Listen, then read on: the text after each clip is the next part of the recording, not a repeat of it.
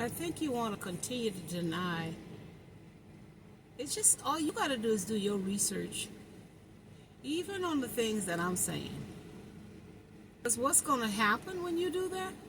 Your spirit guides, your spirit man will take you, will lead you, will guide you to what you are ready to receive spiritually. When a student is ready, a teacher will appear. What is sin? Where did the word sin come from? Do you not know there are 7,100 different languages? So what is sin? Because sin might be one thing here in America and something somewhere else. We have many culturals. So sin comes from the European white man's narrative of what it is, but that don't mean that's what it is. The alphabet's got numbers, the universe, 1 through 9. Alphabets 1 through 26. Sin, S-I-N. S is number 19. 1 plus 9 is 10, a 1 and a 9.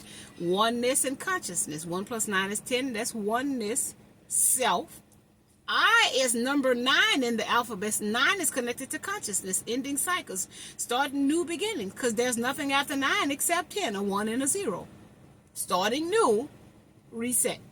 N is number 14 in the alphabets. 1 and a 4. 1 plus 4 is 5. 5 is connected to our 5 senses.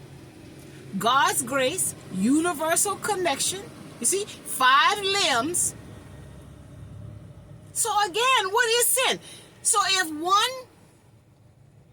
plus 9 is 10 plus 5 is 14, and 1 plus 4 is 5, sin is connected to our emotions. It's connected to the universe. It's connected to God's grace. So if you know better, I'm thinking you're supposed to do better. Because when you do something that affects somebody else in a bad way, that's when you're not doing something right. That's the sin. That you know I'm doing something that hurts somebody. That's the sin. So a lot of us know right from wrong, but we choose to do. Because that church program said God gonna forgive us. That's why we keep doing what we're doing, because that church got us doing all of this wickedness, all of this confusion. Just because God gonna forgive us, we gonna keep doing it. Because the church said, but how do they know God gonna forgive us? If God died and they put him on the cross and all of this, how do they know we be forgiven of the sins? And what is that?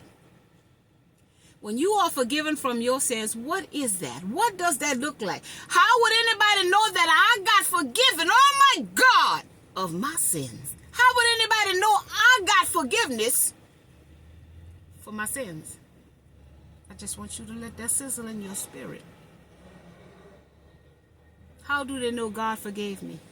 What does that look like? So how do I make them believe God forgave me? How can I show them God forgave me of my sins? You see what I'm saying?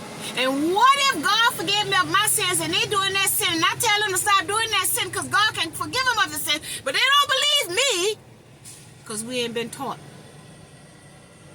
to see it. We just been taught to believe it.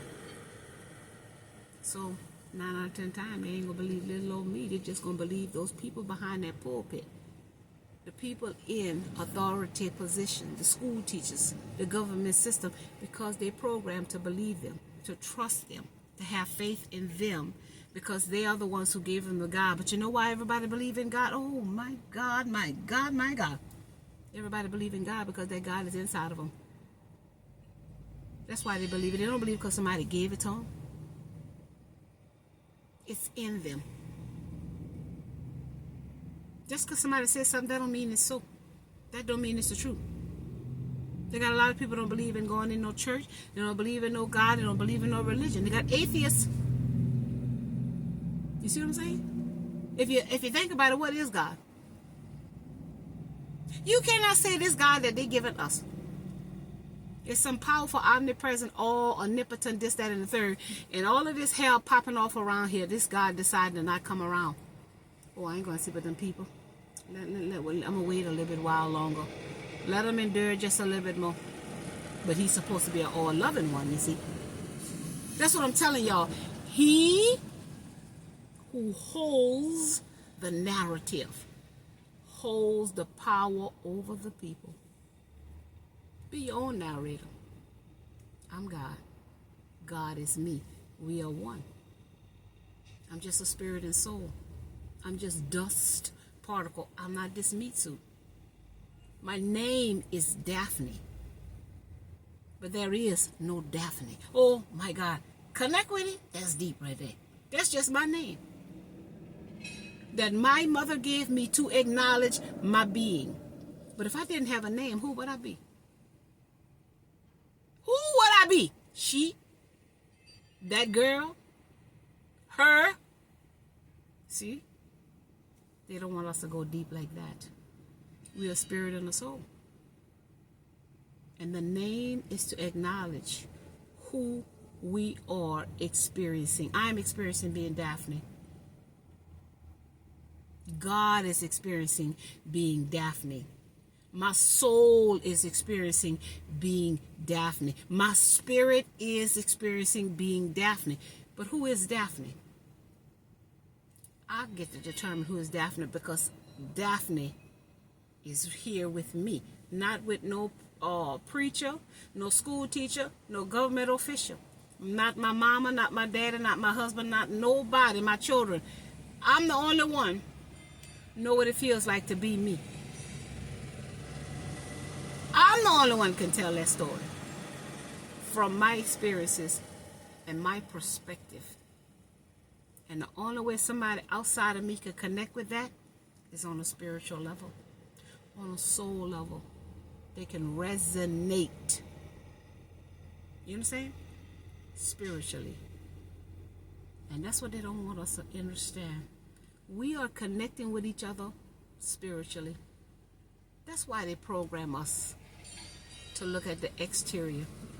And we have to be a certain size and look a certain way and have a certain length of hair and a certain color of eyes and 36, 24, 36 and what color skin and fair and all of the foolery.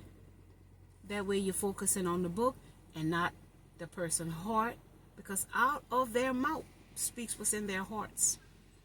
And do they have something in between the goddamn ears? You see? So they want to keep us in our lower nature, looking at the cover of the book and not connecting to the soul of a woman. You see what I'm saying? If you don't connect to the soul, you're connecting to the carnal nature. And that's only yours. You're looking for yours outside because you can't connect to nothing else other than your energy. Whatever your energy is, that's what you are going to be attracted to. You see? So you out there doing everything you big enough to do that's low vibrational, lusty. You see? That's what you're going to attract into your life. You're not going to attract somebody who's virtuous and righteous and morals, values, and ethics. You're going to attract people in your vibration. That's why they must hold the narrative. That's why they must put people like Beyonce and Cardi B and Rihanna and all of those rappers cussing and fussing, bitches and hoes, legs open, titties out, talking about vagina and penises, you understand, insinuating sex. Because it's about our nature. It's about our essence. It's about our energy. It's about our vibration. You can't unhear anything. You can't unsee anything. And you can't unfeel what you're feeling. But they don't teach us to sort out what we feel. You see? So again, I'm just a messenger. I'm just here to make you think. What is sin? Who says what is sin? Where did you get the word sin from? You see?